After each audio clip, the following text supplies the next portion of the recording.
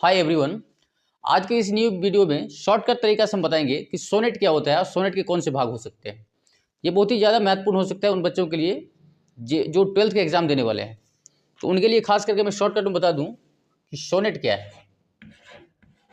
Sonnet जो होता है एक पोएम का एक पार्ट होता है। सोनेट क्या होता है, एक 14 लाइन की कविता होती है। ए 14 लाइन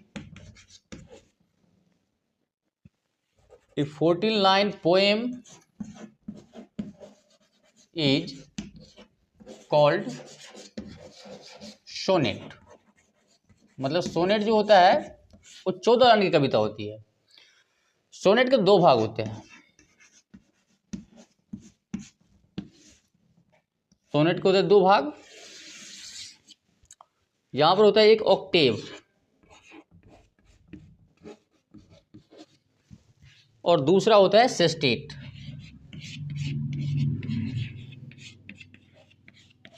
ये हो गए सोनेट के दो भाग। ऑक्टेव क्या मतलब होता है? The first 8 lines. The first 8 lines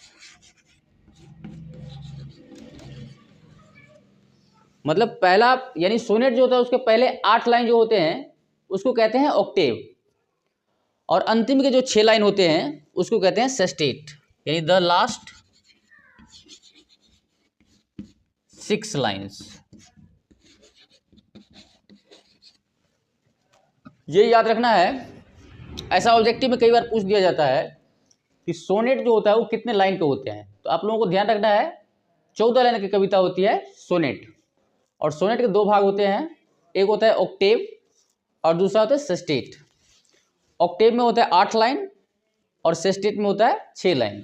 मतलब शुरू वाले जो 8 लाइन होते हैं उसको हम कहते हैं ऑक्टेव, और अंतिम का जो 6 लाइन होता है उसको कहते हैं सेस्टेट। ऐसा एग्जाम में पूछ दिया जाता है, कई बार पूछा है।